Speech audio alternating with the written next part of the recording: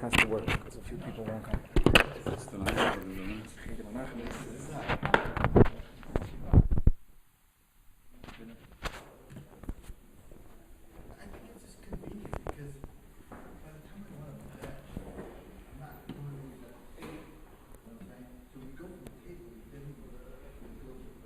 All right, Senator, let's start.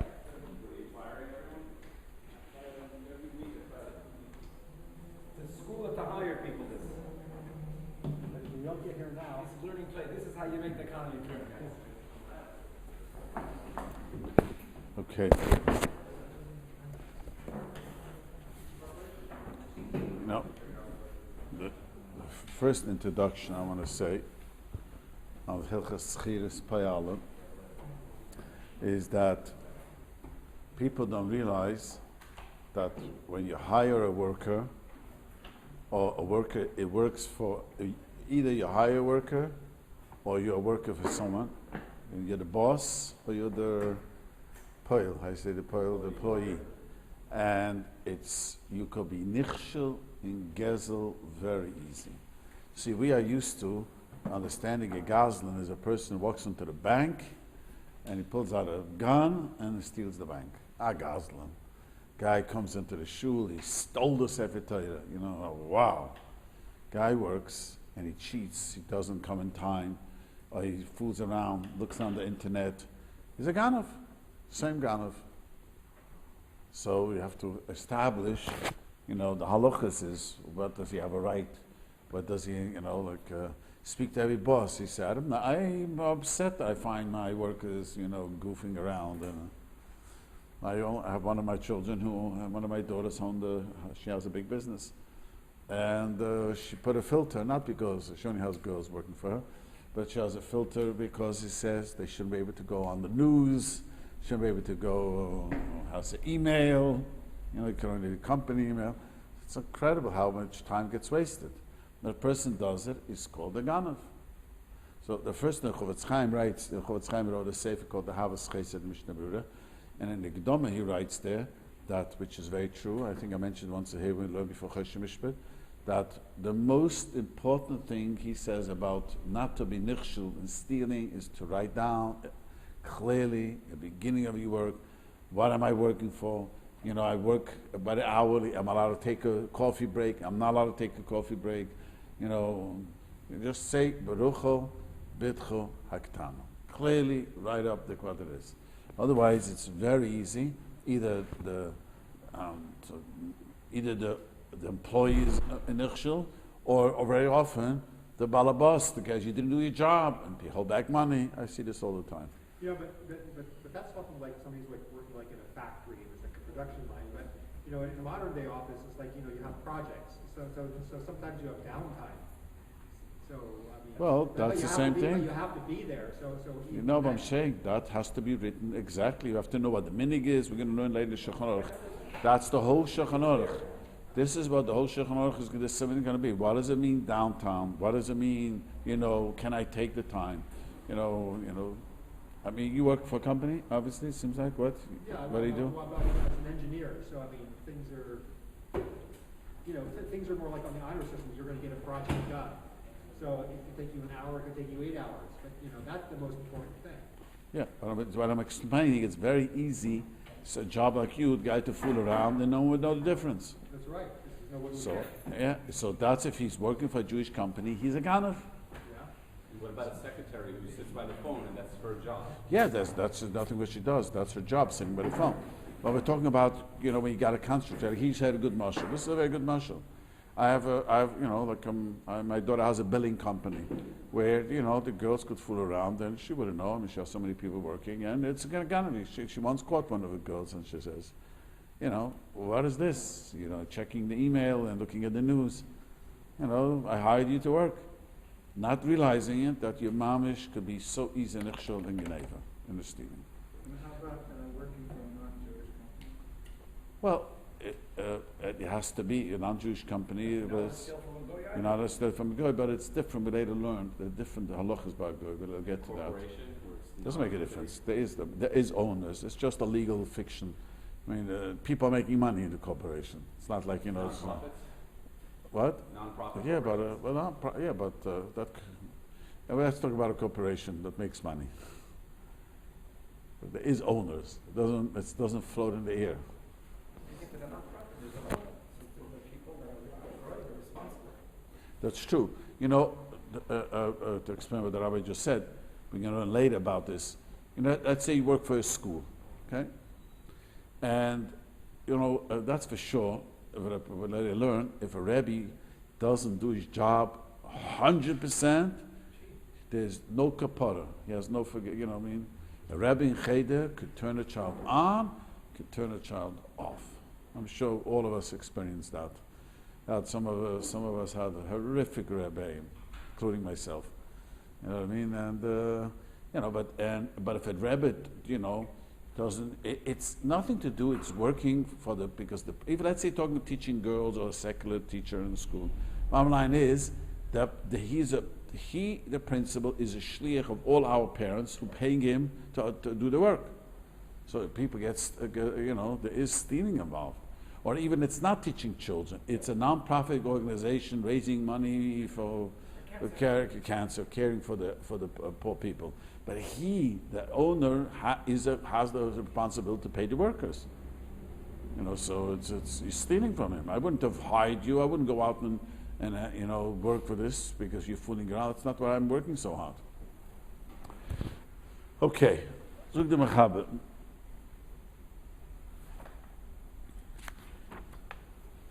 So zog the mechaber. Sechiras Poalim. This is a Mishnah. The Mishnah says this is a Gemara. There's a peri called the Sechiras Poalim. You hire your workers. And he tells them, Lahashkim, I want you to come very early. Lahariv, I want you to leave very late. See, what the Gemara is going to, the Shulchan is discuss, it's a whole sugya. When if I hire a day laborer, when does the time of his work he has to come? What does it mean? You see, we are used to in America, it's a 9-to-5 job. You know, those days they utilized the light. So the question is, when you hire a worker, when does the beginning of his work begin, and when does it end? So it says the Shulchan says he tells them to come early and to leave late. And once you hired them, we're going to later learn what does the words hiring mean. When does it start? We're going to know a whole sugya, a whole simulator. Does a kinyan help? Does a kinyan, you know what kinyan means? You know, you pick up a handkerchief. You're going to know all about it. Does a kinyan help? Doesn't help? When does it? But once it's established that I'm hired, just because the guy says you're hired doesn't mean you're hired in Halacha. I want to tell you something. You know, we laid a whole simon about that. You know, when people have a Rabbanim who don't understand the Shulchan have a big mistake. Just because the guy said I hired you, you're not hired. There's a whole kinyan. Didn't make a kinyan. Didn't make a kinyan. You started to work. Didn't start to work. Yeah, if they say I'm going to hire you and you move out from New York with all your stuff. Yeah, then it's just only chayvetz grama. He caused your loss, but there's nothing else about the loss. Unless you didn't work out in Cheder Menachem. I hope I'm not going to be taped. A few years ago, the Rabbi came to the Tauber, wanted to come to the Tauber because they said he can hire him. In the end, he wasn't hired. You know about the story? They didn't have enough children in the classrooms. They didn't do that. Yeah, well, there was no kinyan, but he could have other opportunities. The school was out. They were later learned Elchonon.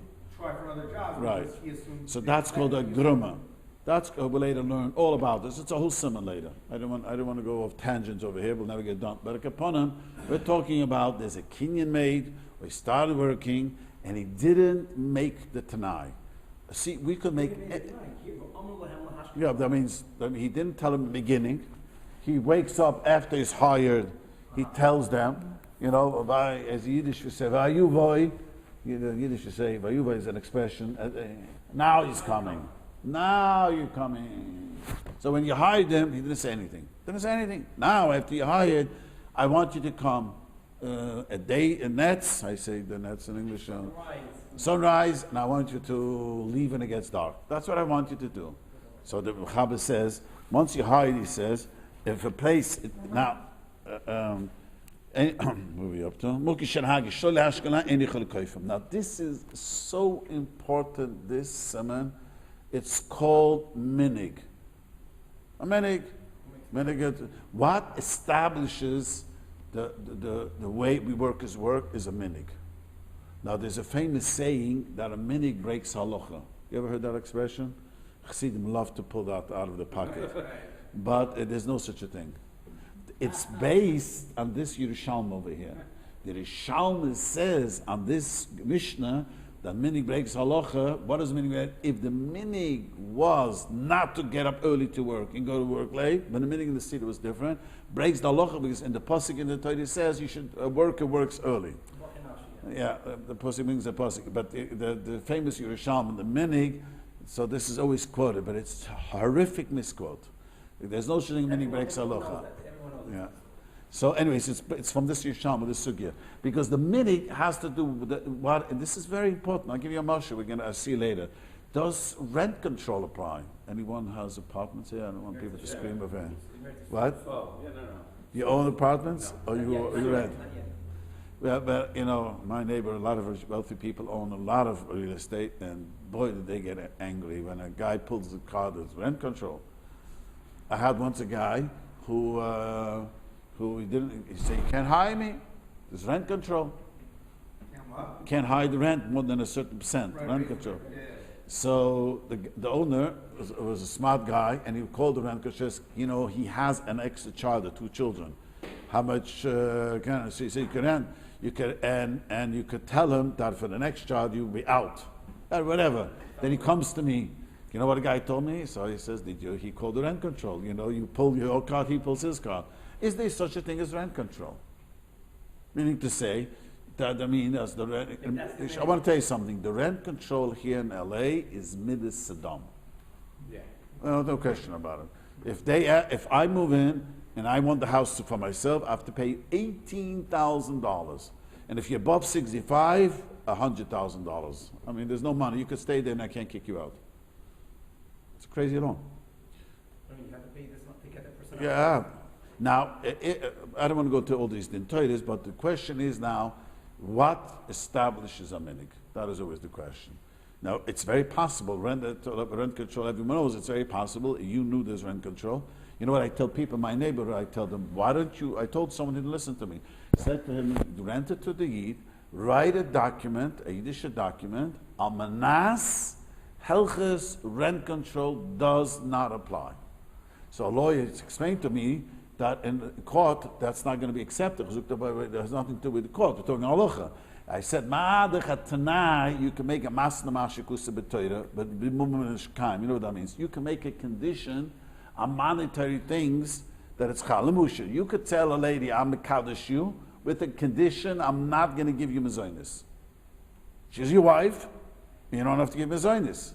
So if I can make a condition on the rice, I can make a condition on a minig, and to say, I'm renting you the apartment, but Hilchos rent control shouldn't apply. Now, look, it's binding.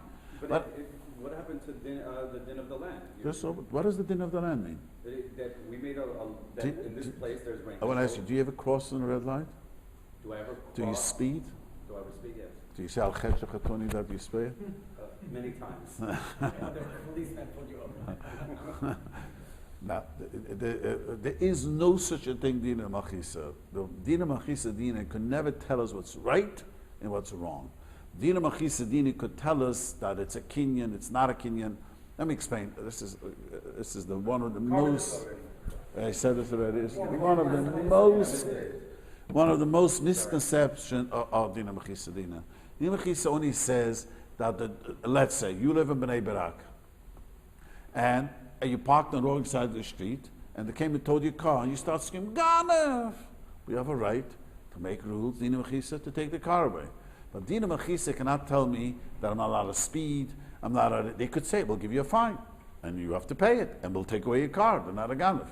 But you don't have to say, Chet shechtuni f'necha that I sped, or double park, Chet shechtuni f'necha that I parked in the alley. Just they have a right to give you a thing. Now, so even though the Dina Machisa Dina says rent control, you can make a deal with a guy. I'm renting you the apartment with a condition, Hilchos rent control should not be. Okay. The concept is between a person and the government, then they can have dinner but they are the law. There's no Morally, there's no denouement. Morally, there's no dinner Could that mechisidim. also be a distinction? No, there's no the dinner The mechisidim. government will say the reason why they have rent control is because it's for society and for society. Well, it's meant to, first of all, it's just meant to Saddam. It's not for society. It's more renters than owners. And why should a guy have to? I'm saying because they want to have people settled in a certain. No, situation. no, it's not the reason. It's the voters. They vote. That's the only reason. It doesn't make sense. Pay $18,000.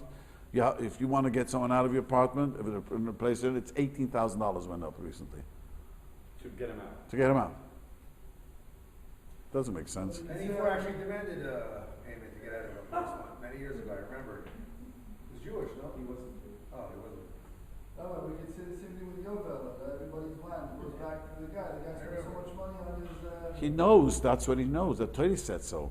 Here, I'm not saying here. Once you move in and you know, then see they passed the law that retroactively, even if you. Today, every landlord knows that if their property was built before 1978, there's rent control. And No, every but no, year, no. The amount that they could they raise it by changes. Some years it's 5%, some years it's 3%. You know, but they made a law that if you move, I want you to leave 18, even retroactively. That means even though I rented it before the law came out, you want me out $18,000. Even though I've been living there, not that I moved in after this law, they passed today the law. It's $18,000. I could say, okay, behind behold, if you move into a place and I want to kick you out, I could say it's $18,000.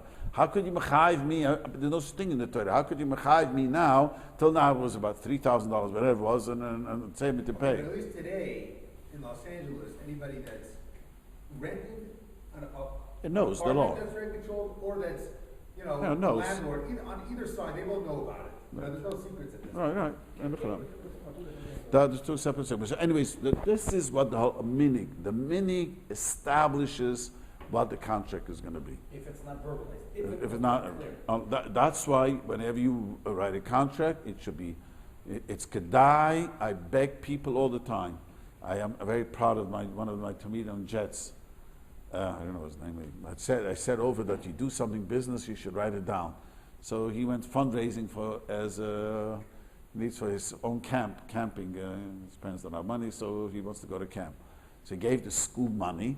He raised already a certain amount, and he asked them for a receipt. And they said, "Why do you need a receipt?" So Rabbi Tauber says, "Whenever you do monetary thing, a receipt." And on the spot, they would dispute how much money it was, and they counted it again. He said it was kach v'kach. The Noisen said it was more. Norman and Makabel said it's less. So he says, right there I saw. They recounted and I was right. If I wouldn't have wrote the receipt, there would have been a difference of $500. The rule of monetary things, everything should be written down. And you people regret it. It's horrendously. I'm busy in Torahs only because people don't write a contract. You avoid yourself the greatest headache. Anyways. Would you say, as it is today, that rent control is part of the contract? Right nowadays, everyone knows that certain places is rent control, and so I tell the front people, you want to give it out to a front person, it would be nice, just tell them, Almanas, write a contract, don't verbally, no verbal, write it on a piece of paper, Almanas, there should be no... You can bring him to the entire. Yeah, sure. And what happens if the person decides he wants his rent control? The entire. What happens if the person says, I'm taking you to court, this is my right? Yeah, there's a ganov. Simple ganov. Would Bezdin force the rent to pay? Avada, he has to, he's a push of the ganov. See, there's another crazy law in America. If you are a squatter, there was a guy just told me, you know what happened here in this neighborhood? I forget, he moved, he still lives in. What? This neighborhood, there was a guy moved in a back house, and he didn't want to move out. And he called me up. He says, the guy tells me, he was a from guy, you want me out, give me $5,000. You have to get a lawyer for $5,000 anyways. Legally, you can't give me $5,000. And he called the lawyer. He said, don't even touch him, don't threaten him, because, it'll take 6 months to get him out. We have to go to court. So I said to him, I'll tell you what we do in Williamsburg. Let me tell you what we do in Williamsburg. We do Williamsburg, we get two Schwarzes, and we just knock on the door, And No. and they came, and the next day he disappeared. Cost them $150. He got two blacks, $150. Knocked on the door. I don't know. What did he say? You just told me to cut it out. I'll cut it out. Say it. I'll cut this out now. You have it covered. No. Okay. No, because the truth is, that's called the midas Saddam. That is a midas. There's no such a thing. People have asked me, I don't have money to pay rent. You don't have money? Move out. He's not obligated to hold you because you don't have money. You know, there's no such a halacha. You know, the halacha is, move out. You know, there's a... Zug the Machaba. Yeah, but that's part of the Halacha also today. Meaning, if you're a landlord and your tenant doesn't pay you today, you know that there's a certain Thousands of dollars, process that 6 goes. No, that is because that no one rents at that night. No one rents that you're not going to pay me. People think you're going to pay. The once in a while trefft sich a shlemazel. It's very hard to say that's the minig. How do I know he doesn't have money? And more often they have money, they act like they don't have money. The guy knows he needs the money for something else. It's very he's asking a good question. I mean, what he's asking. He's saying l'chayra that no one rents it not to pay. Because most people don't play games. Once in a while you have a guy, this guy, look at Chile played this game. The guy asked him, can I stay in your back house? They say, yeah, you can stay for, he said, for a week, and then after a week, he said, I'm not moving out. He knew his rights, that once you move in, once you let him in, there's a squatter's law, something like this. You guys are familiar? There's such a law over here. It's called the squatter's law. I never knew about it. Once it's a squatter, you have to go to court, and the judge gives you time. No one does the guy should be a ganav. That I cannot raise the rent. I understand that. You moved in, whatever the government.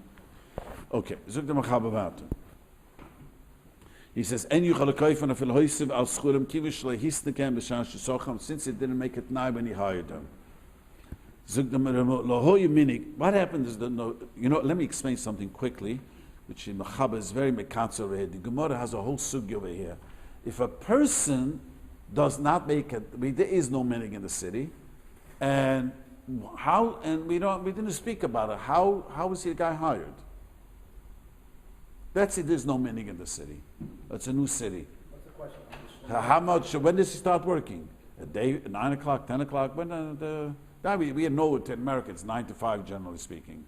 But how does it work then? So the Gemara says that it means when a Torah, if you didn't make a condition, it is no minig in the city. When a Torah, you have to work from nets till it gets dark. That's a pasuk. It's very interesting. So the Torah says we're going to find a lot of Chosh Mishpat. Is that like Shkia or is that like Nets is nets, and dark is dark. Whatever dark is, whatever you know dark. If you're a chassid, it's That's a 72 crime. minutes after shkiach. Yeah, whatever is dark, whatever halacha is darkness is. But the point is, it's from the nets till dark. is what? Is if you did not make it tonight, and there's no meaning in the city, and I hire a day laborer, when does he have to come to work? What about breaks? I'm saying, depending. There's no meaning, there's no breaks. You only has a break to eat lunch. You go, someone's got to eat. That's some of the lunch. That's it. We later learn there is no davening. We later learn he has to daven before the nets. For the nets. There's a law that if you hire somebody, they work 6 hours, they have to take a half-hour lunch. But no, we're talking about a place where It's there's America. So is that the Not only half an hour lunch. I was standing once in Smarter Final. I heard the manager tell the guy, take a break. And she didn't want to take it. No, you have to take a break. And it's the law. So I asked the guy, what manager, what is this law? He says, Smart and Final was sued by a worker. She didn't want to take lunch. And so she worked. She didn't want to take lunch. And sued and got money. This is Midas Saddam. You see how the Midas Saddam is? She got money for time and whatever, and a half, whatever it's called, and she didn't want to, she was the one who says, I like to take off lunchtime. If you call it Midas Saddam, you might lose your Friday morning shear by some of the attorneys that, this is exactly what they do. I'm just saying. I'm not afraid. Like I talk about sneeze here, I tell them in their face, I'm turning corruption. So Yeah, that- but- Is that the minhag? That's the minig. What? What do you mean? Minhag is half an hour lunch. The fact that. Well, if the minig is that way, I see not every law is the minig. If the minig is everyone knows the law, and that's how it's done. I was told that everyone knows there's a coffee break too. Yeah, 2 15-minute breaks. yeah, whatever, 2 breaks Yeah. plus a lunch. Yeah, We know the minute. The minute is you work That's from an hour. 9 to 5. because that's it. 9 to 5, you know the minig. 10 minutes. There's actually a cigarette 10-minute break as breaks? well. There's a cigarette break. If you're working smoking, I gotta give him 10 minutes every 3 hours, smoke a cigarette. And if he asks you, I gotta go smoke, you gotta tell him. You can't tell him, no, you're not going. So you see, that's whatever the minig is, that's the minig. See, this is not Saddam. If you don't want them to take a break, cigarette, then you have to make it deny. Saddam is that the lady didn't want to work, didn't want to take off, and then she woke up. A lawyer told her you could get money. And Now, what does this mean when it says, "Afilu oisiv ascharim"? right, so I forgot to add these words. He's saying, what is? Let me read it. You're right. Let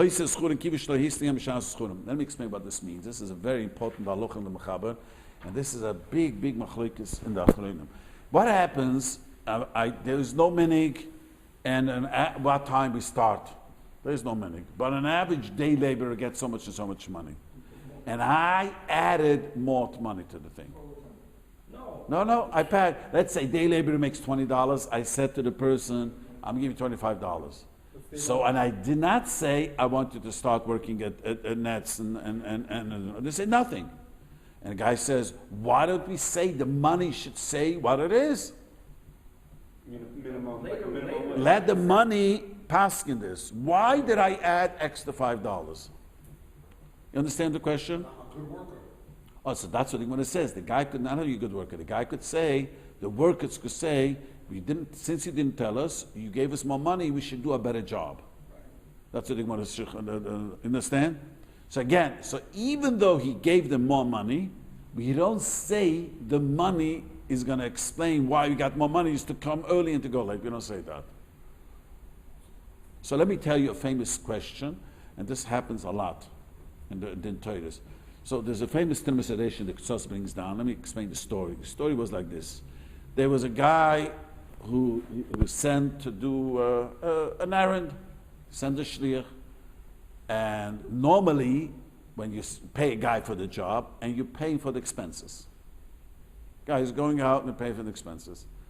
And the balbos, the day that he left, he wasn't there. So the guy, the worker was going to go, told 2 people, that I'm doing the shlichus, he paid me money, so much money he promised me for, but that's not included the expenses. We forgot to mention the expenses. Okay, let's say nowadays the gas, the usage of the car, and the lunch, whatever the expense was on the trip. So he paid him a lot of money. That means normally it's $100 trip. He paid him $150, but they never verbalized why I'm giving you $150. Never said anything. So the Trim sedation said, you understand the story? So he didn't tell him why. So the Din Torah, the Trim sedation was was a Talmud right after the Torah. So the question was, do we say, why do you think I gave you $150? No one gets $150. It's expensive. He says, no, you wanted me to, you wanted the job to done. I'm a reliable person, and that's what you gave me. But it was a huge Din Torah. So one of the questions over here, the Ksal says, from here, it's clearly the money does not establish anything. Why over there the Trim sedation wanted to say the money station? A big question. When do we say it? We don't say. Here it says clearly the money does not establish. The question is why the Trim sedation didn't learn that way. It's a big mechlekes. It's a very lumdish thing he says. You want to hire somebody who's an hourly worker, and then they're going to say, okay, I'm going to work from 8 to 5, but you want them to stay till 7 o'clock at night. Let's just say, and you say instead of being hourly, I'm going to give you a salary wage, and I'm going to increase it a little bit. You're not allowed to do that? You could do whatever you want if they agree. So He's saying he hired them already. He hired them, the day laborer gets $100 a day, okay? And he said $120. I never said to them when to start, when to end. And there is no clear meaning in the city to establish. The guy says, why do you think I gave you $120? The guy says, afterwards. After you hired him, he says, I gave you $100 because I want you to come early. You didn't say, so he has to explain himself. Why Taki was so generous, gave me money? So Gemara says, he could say, you wanted me to do a better job. I told you, I have children who are in business, Baruch Hashem, and one of my children tells me that that's what she does. She gives extra money because she knows that they're happy to do a better job. But can you Bonuses, say, and the people. I'm giving you more than earlier? He could say, but if he said it before, but once he hired them, that's what he's saying. You can't, once you made a kinyan, you're stuck, you're bound with the kinyan. We're going to see later all the halachas why there's bound. You're bound with the kinyan. But if you didn't say what the hours were, and there's no minimum, then it would be from nets until dark. Yeah, if there's no money whatsoever. In America, no one works these. Right. That is- it- My employees work 7:30 to 4:30. If I go and I tell them now, I want you to stay till 7 every night now, or whenever you finish your job, and I've already hired them, I can't hire them. I can Make a hire new them. agreement, you make a new agreement with consent, don't agree to it. Whenever people agree is never a problem. Choshen Mishpat is never a problem when people agree. Choshen Mishpat is when we don't agree. We want the rights. The Choshen Mishpat is only when you could agree whatever you want. You could work 24 hours a day too. That's not the question. The question is when I hired you, now I'm disagreeing with you. Okay, there was no meaning. I'm hiring you, but ever did Torah. This is the Ramo. You see the Ramo? Chayoven lotzeis mitzbeisam bezriches hashemesh. They leave the house with sunrise. Velas meluchat sesekum. The sun goes out. It's very interesting. The Shulchan is not marich, and it's a whole Gemara. The Gemara says that the balabos has to pay for the trip from the beginning of sunrise. You hear this, Rabbi say? I know someone who told me he gets paid from the second a lawyer, a lawyer my shul, makes.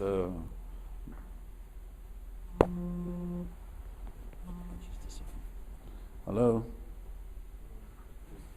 Yeah, can I call you back?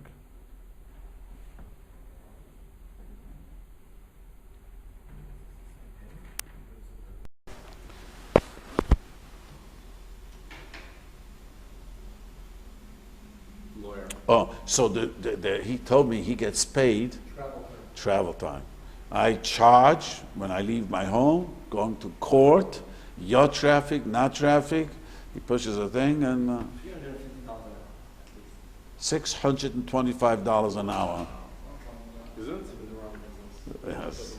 So he told me. When they fly, the French flies to Zurich, she gets paid in airplane. So she works on another client while she flies, so she can double up. She makes.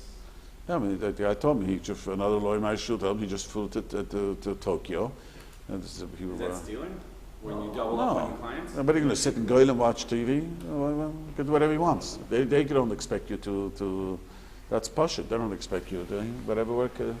But I'm just saying. So it's interesting that this concept is in the Gemara. If the Torah says, I don't want to go into details too technical, but the Gemara says you get paid from leaving the house at nets till you get to the place. So when do you daven, Rabbi say? So here's a raya from this Shulchan Aruch for work, for panasa, you're allowed to daven before the nets. People do that, no? Yeah, people do it. But that's only if you really have to go. If you own bar boss and you really don't, it's just because, you don't know. A workaholic, that's not an excuse. But it has to be after Alois, like it's. After Alois, yes, it has to be after Alois. Krishma, you could daven, you could 7 day, you could ever you could learn Krishma, everything. But I'm just saying, it says from this is the Makar and the Gemara and the Poskim Hilchos Be'Orechaim that you could daven before the nets for people who are going to work, day laborers. Is it the short version or? So there are very good. So there are Rishonim who wanted some chlokes in the Gemara and the Rishonim. I don't remember now all the details, but Havineni. You know what Havineni is? Havineni is many people don't know this. You learn the Rambam Havineni. So unfortunately, when one of my children was gone, my son was going to get in chemotherapy, I tried to explain to him he should have an Havineni. He was so feeling not well a few days when he was vomiting. Never heard of such a thing. He couldn't. Because whenever a person can, Havineni, that you could only do this in the summer, not in the winter, because you have to say Saint Alamater. But if in the winter, in the summer, if a person is sick and ill, he cannot daven, he could daven a small daven Shemoneh Esrei. Most people can get away to work. Many people here, they can work out, they can daven in their workplace, they'll get a headache from there. It's just So a it's short, very few balabatim won't allow a person to daven for 15 minutes. After nights. Oh, I'm saying, no, there are people who can't. There are people who do. Rabbi, the traders, No, guys are the stock good. market traders have to be on. Okay. And it opens at 6 a.m. here in LA, you know, whatever. Okay. Rabbi, would it be better to daven at 2, 3 o'clock in the afternoon?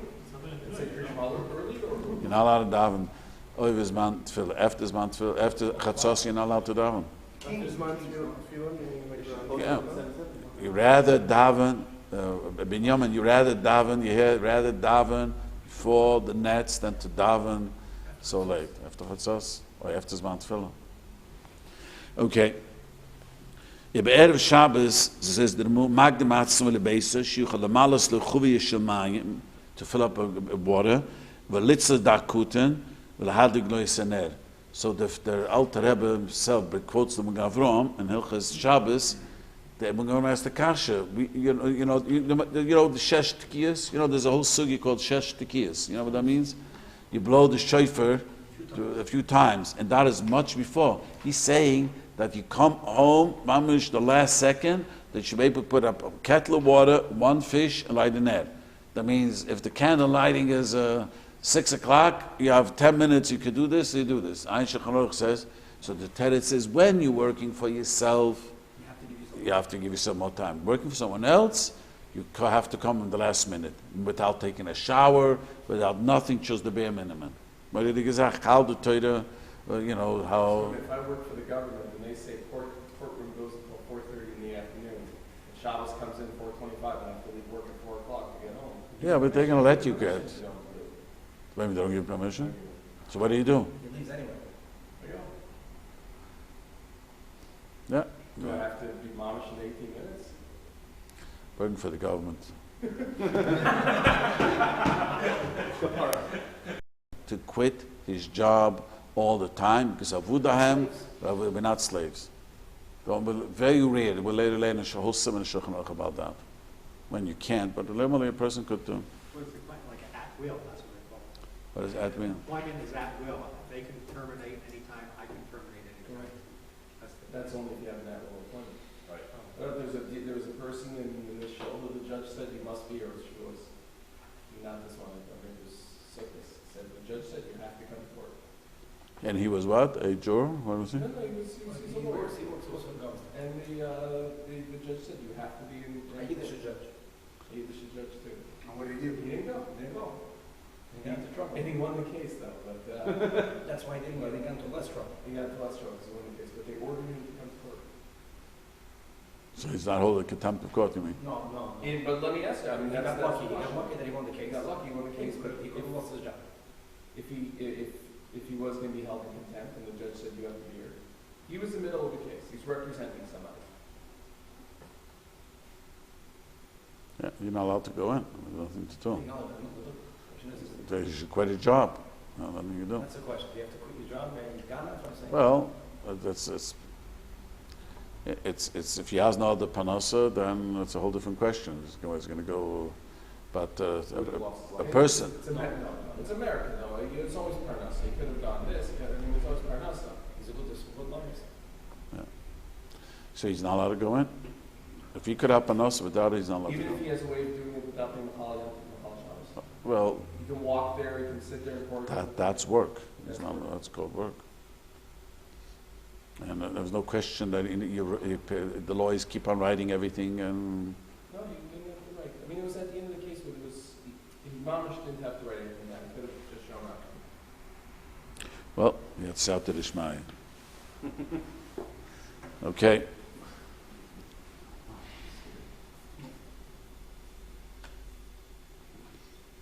I was in court as a juror, and I told the judge that I keep Shabbos. I have to leave early. No, he says, but I'm going to leave. I told him I am a Shomer Shabbos. And he just shook his head. He passed me as a juror for that reason. But if a judge, this is a practical question, I get calls from this all the time, because people are in jury duty downtown, and it's Friday, and they want to leave, and they're fighting with judges. As a practical matter, should someone violate the court order, risk being put in jail? Yeah, of course you can't. People. Someone told me, a lady told me, she did stay. She was, timid to speak up, and she started driving home. She called me frantic. Why are you driving home? They'll walk. Let's say a person's going to walk home. Yeah, it's very dangerous. The jury thing. Let's say Beverly Hills over here. Beverly Hills over here. They have a court close enough that anybody can walk home. Whatever. You Machal Shabbos like sitting in a jury box. That's what he's asking. Machal Shabbos. Do you have to? Is there a way to listen to the court's order and not get in trouble? Well, if you just have to sit there, do nothing. Yeah. I was sitting there just waiting and doing nothing. There was nothing to do. Theoretically, do nothing. It's not Machal Shabbos. It's not working. Yeah. But if it's any further than that, Okay. Lohoi minig be'ir, so he says, there is no minig in the city. Avarov anshe hibu memukim sheyesh shom minig. They come from a place there is a minig.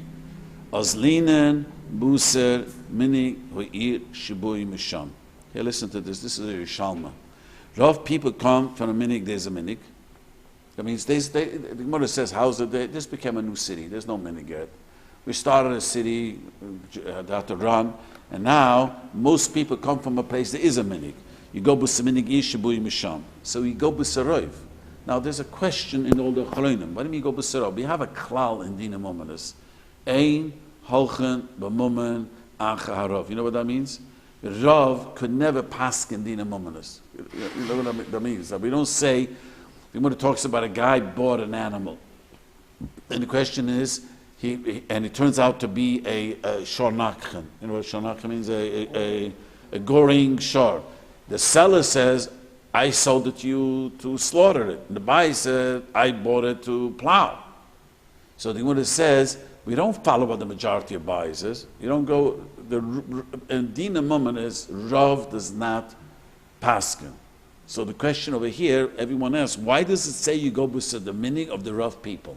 You understand what the question is? Well, it says you follow the majority of the people. The reason is because we say everyone agrees to the minig because everyone wants to have an established, nothing should be, the worst thing in law is ambiguous. It's not clear. Everyone wants a minig, so maybe we say that everyone wanted to follow the majority of the city. It's not because the Rav paskins. It's not because the Rav is going to tell me. We assume that everyone in this town, even though only the majority came from a place that had a minig and others didn't, but most people, when they get high, want to follow rules and regulations, and they hire themselves at this rate. You follow them? It's not the right paskins. We're saying you hire yourself. It's like you would have written a contract on such a thing. So now, let me tell you a cute story to make this cute. There's a famous Punim Iris, and there's a famous Tshuva Moshe. Here's Danny. I tell my students, no, I confiscate their, what's his name? I just won the Mashka package at the Chinese auction. Mashka.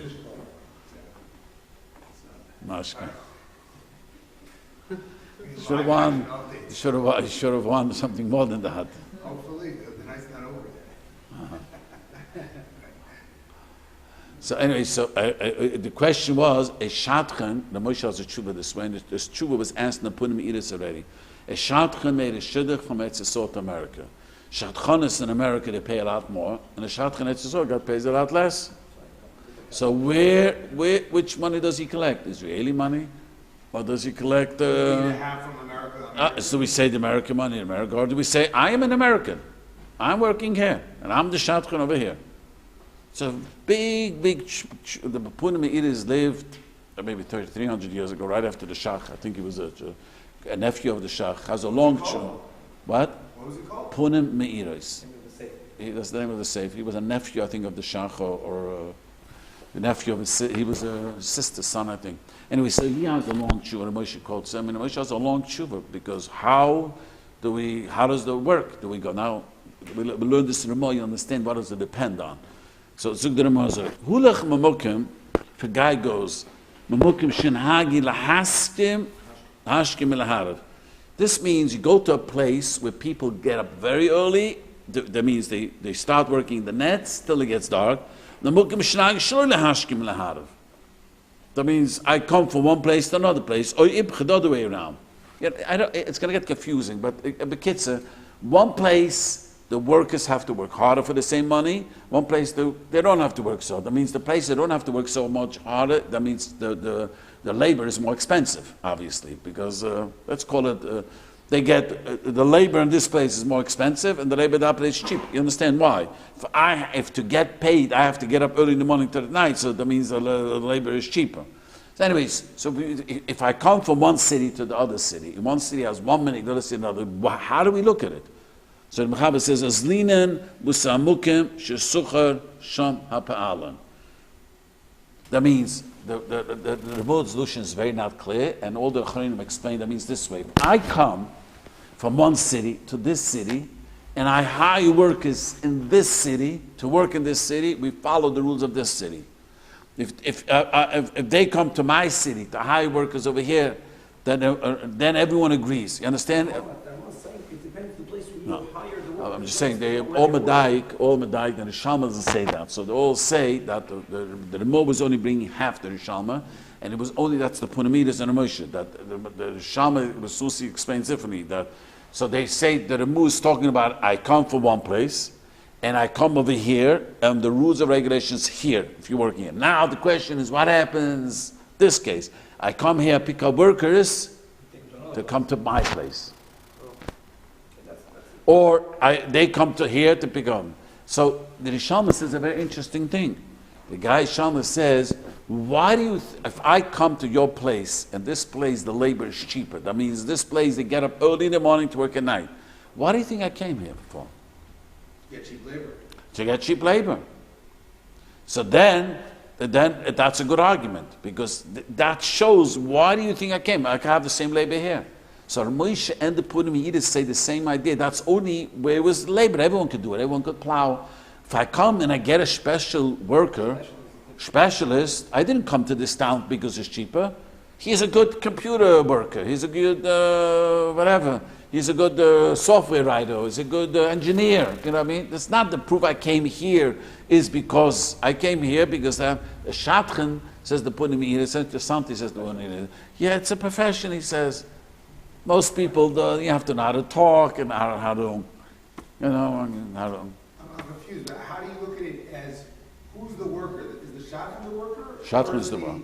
The product actually the. Shotgun is a worker for the boy and for the girl. Of course. For the parents, that's the truth. The shotgun works, so the question is, so the Punim Yiddish first says like this. He wants to say that if the boy is in one place, and he's working for the boy, then he should get paid for that, what's his name, the boy. You know, no, he wants to say, no, I'm working for you in the girl's place. Oh, the other way. The other way he says, Why is that? because I'm looking for a shidduch for you. Yeah. You need a shidduch. You have a sister who needs a shidduch, you have a brother who needs a shidduch, right? Yeah. So I'm working for a shidduch for your brother. So if I'm working for a shidduch for your brother, I'm working in New York. I call New York. So I'm really working for him in New York. So I should get paid New York's payment. That's what the Punamidas wanted to say. But then he says it doesn't work that way, because he explains that the whole Yerushalmi was explaining this way because I came here to get workers because it was cheap labor. If a guy is a shadchan and he's living in this place, you have to pay him where he lives. That's it, he says. So basically pay an Israeli. No, okay, That case is American. Right, but if he lives in Israel, pay If the Israeli was a shadchan, So if you go to China, if you go to a cheap labor place and you bring the workers to your place, you have to pay them according to. I have to know, then I say, why do you think I bought you from there? Because I know it's cheap by you. But in today's minhagim, you know, you have people where there's expertise in certain locations. Like, you know, they go to Israel for certain code writing, but they have to pay them American salaries because. But anyways, that's not a shalat today. Today everyone writes everything down. The key is, all these questions are when you didn't make it clear. That's what all they the question is when no contract was written. If you agree to work for $1 an hour, see, this is another bit Saddam. In America, you're not allowed to, even if you're out of contract, that you work for $1 an hour, guy, you have to pay, you got to pay. This, you can't make, say, the Torah is escalated now that way. Not clear, not necessarily. No? I was told. It depends, if you're paying hourly, you have to. Right, you're saying hourly. Pay less. I'm saying hourly. You're not, even though you made a condition. There's no contract though. Salary can pay less, there's a whole bunch of. Yeah, I'm saying. Okay, you pay hourly. But today with the Oh, world. it used to be, you could hire people for free that would just come intern for the experience, and in many places now you cannot do it. You have to pay at least a minimum wage. And people would gladly come work for free, but you Is that can't. true? And someone's working for free. Is that true? You give a stipend. Huh? We have interns. Stan with us has interns. They work for free? Yeah, you pay a stipend. What does type mean? Pay So what? you give them $100, $200 a month, or something like that. No, not even that. We give them food. Right, you give them something. Which business is this? This is a non-profit I work for called Stand With Us. But anyways, yes, I was told for free. Even for law, I have a guy in my shoe told me he worked for a lawyer's office, You're training them. and for a huge lawyer's office for free, and that right away after he got his bar, they hired him. Right. That's why they do it. They saw he was very good, and they were happy with him, and that's they hired him. I'm saying, I'm just saying, once you make it t'nai, kol, I want to tell you something, kol t'nai shebamumen kayim. Once had a din Torah, a huge din Torah, and a lot of money involved. And one of them brought the lawyers, and he tried to claim that in court, this will never be held up. Because in court, you're not allowed to make such a deal. It's not a fair deal. So I said on Shuldig, he was a Jewish lawyer, not religious. The Torah says, whatever you made up, you were foolish. It is cold t'nai shebamam kain. The guy took advantage. The guy who invested the money was going to get 90% of the profit. That was the deal. Halacha is, I forgot what he told me. Legally, the whole contract is not binding because he made such a thing. The Torah says, "Called not." What do you say? Yeah, something like that. Yes, unconscionable. And made it. The whole contract is null and void.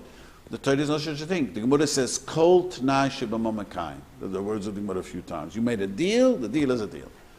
It's not fair. Don't make the deal. Okay. So anyway, so the Machab is talking again, but if again the Rambam is talking about I brought you here. What happens again if I bring workers? I hire workers over. How again? If I bring them over here, we say that it's different. Then I would say that the reason I went there to get these cheap workers is because I wanted a cheaper thing, right? So the ene menik eldu v'rashchiach v'nasa harbe pum many times. Adu v'shein nasa rak pam achet, only once, or shnei pum twice, and you could have minik. Has to be something done, not just once or twice. Something is an established minik. It's one of the hardest things in the Torah is to always know what is an established minik. Let me tell you interesting ktsos, which is very, very negeya. This is very negeya. Many people don't know this halacha. Let's say a lady wants to get divorced. We hear such things. And even if she doesn't want to get divorced, if she didn't work, let's just assume she did not work, she didn't bring in money, she was just a stay-home mom, because if work is a big machlokes, I'll explain another later maybe, and she wants to leave the marriage. Everything that he bought her, she has to return to him. This is halacha that people, even Talmidei Chacham, don't know. Once had a yeshiva tried to explain, a big Talmud Chacham called me up, how does the Bezdin, told him to take her Shulchan Aruch and look it up. She wanted out of the marriage. Everything that she bought her, she has to give him back. Very clearly. At her age, she didn't buy her that much. It's not those any gay. Yeah, no, but all the jewelry, Oh, like the diamond rings? diamond ring, everything she has to give back. The engagement ring?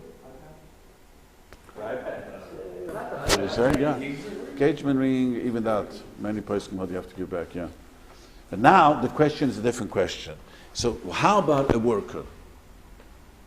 You bought something for a worker. He comes to work for you, and you bought him a tool, bought him a laptop. That's yours. You ever bought him? Didn't say anything. You're working here, I'll hide you, you need a laptop, you're coming in the bus, you're coming on the train, you can do your work, but your laptop. So what is it if he quits? So the Rosh has a big chiddush. The Rosh is mechadish amiri de chiddush. If I hide him for a year, say only for a year I'm hiring you, not hiring you more than a year. So your job is going to be done. I bought your laptop and didn't make it nigh. Since I knew that after a year, and I didn't tell you I want the laptop back, it belongs to him. All the other Rishonim, all the Achronim bring down, there's men that bring the Minchas Pittim, many Gedoyle Achronim and Choshen bring rise from other places. Rashi himself doesn't say that. And the other Rishonim say no. Just like a wife who wants out of the marriage, she has to give everything back. So what do we do nowadays? What do you say? What do we do? You go to dinner today. Well, but you have to, if no, often tell people you have to give it back. So one second, today, when would you, It's an incentive for a worker, a wife. You don't say, oh, I'm giving this to you so you can stay with me. Doesn't make a difference. It's something else. I gave it. It's based. I did not give it to you that you should leave me. I bought it for you. If you stay, if you leave, I didn't buy it for you. He starts to work with you. He wants to work with you for who knows. He doesn't know how long it's going to last or not. Just like a wife.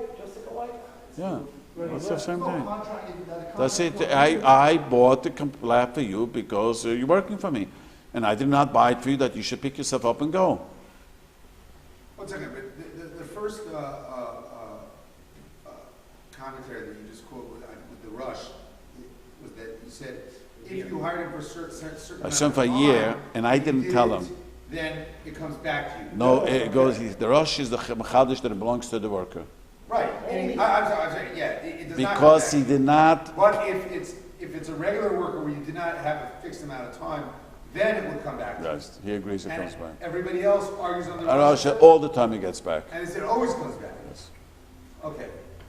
Would this be similar to like someone donating a Sefer Torah to a shul or something like See, that? donating a Sefer Torah to the shul, nowadays he never gave it to the shul. He just gave it as a loan. Even if there's no condition. Well, he Everyone who have forced it to Torah, they all verbalize it, and most of them maybe. most often it's the minute. See, that will Well, see. that's if there was a story in the valley. No, I'm just saying that. No, even before the story, even before that story. Normally, everyone knows nowadays. Says Mishpat, the Poalim. The meaning was never to give away the Sefer Torah, just to loan it to the shul. So even a guy did not make a document. We assume that's what it is. And it goes down to the kids and the kids. You want to close it? I want to say something. What do they do if the shul sold it, or they gave it away? I mean, the Shomer Aved is obligated to whoever was in charge. So How is it evaluated? whatever the value is, you know, the time of his selling, at the time of the selling, because silver fluctuated so lately so much, so the time of the selling.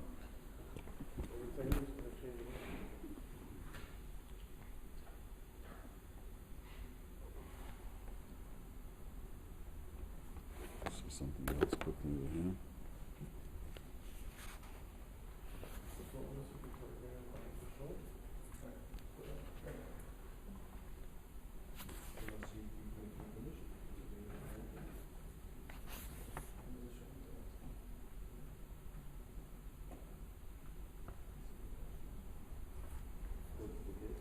Can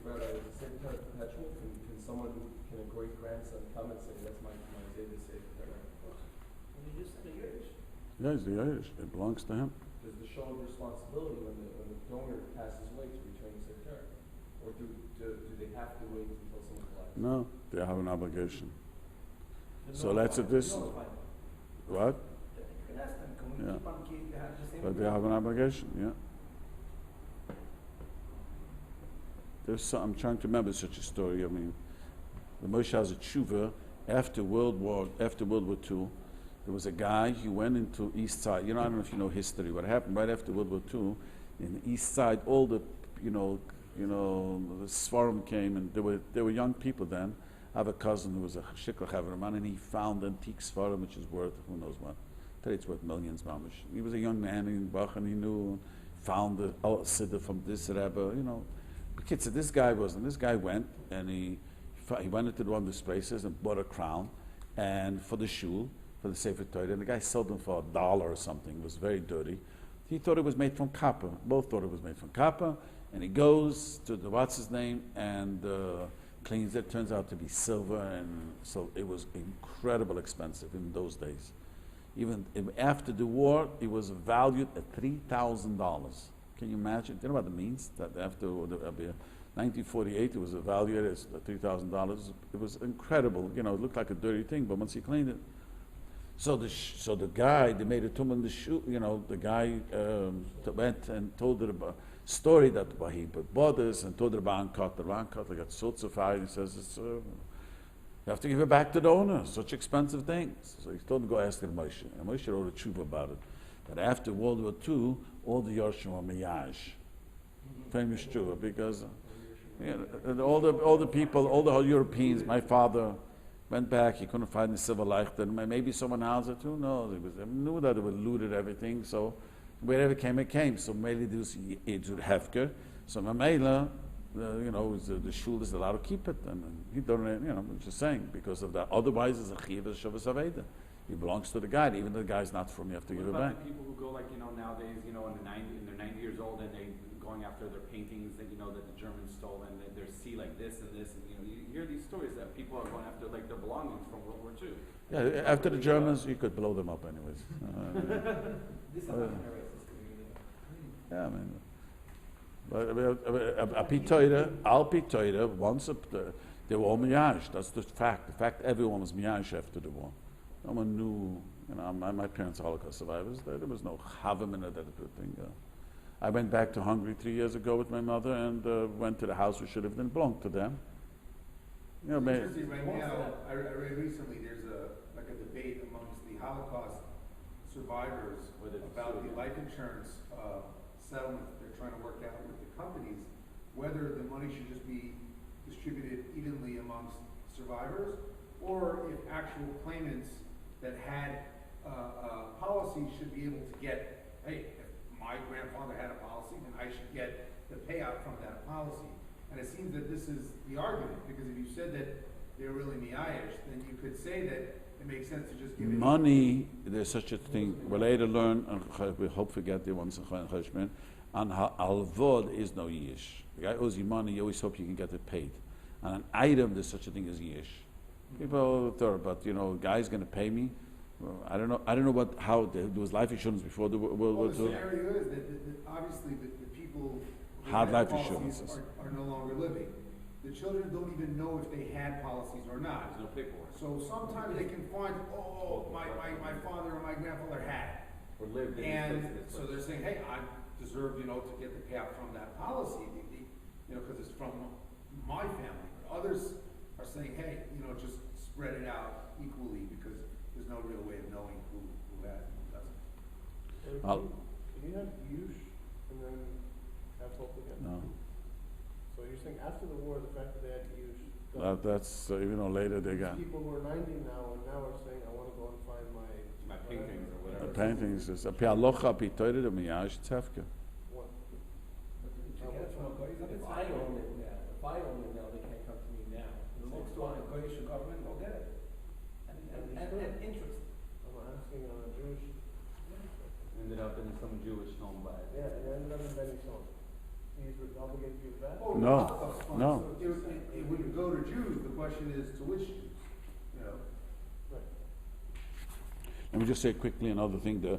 It says it doesn't. The question over here, a worker. That's on C base. Mukim shenhagen luzen, the place where they give you food. Usen, you should feed them. The sape begroigris, betmunin koitze, sabe hakim in Medina. The minig was to give food. This guy has to give you. There were places that part of the work income was he will give you lunch. That's how it works in China. The places that in town.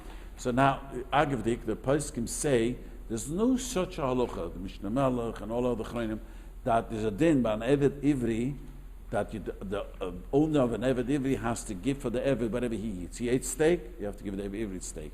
You sleep in a comfortable bed, that's only said by an Eved. There's no such a thing by a Seich. If I hire someone and I say to the someone that I am, I don't have to give you food. I don't.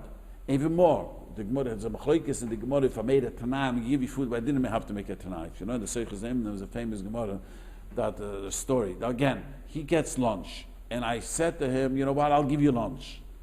We paskin, even though he didn't have to say, and he said it, we don't have to say that has to give him a double lunch, or he's got to give him a fancy lunch. Even though you understand the question is, he's anyways getting lunch. That's why did I tell him I'll give you lunch?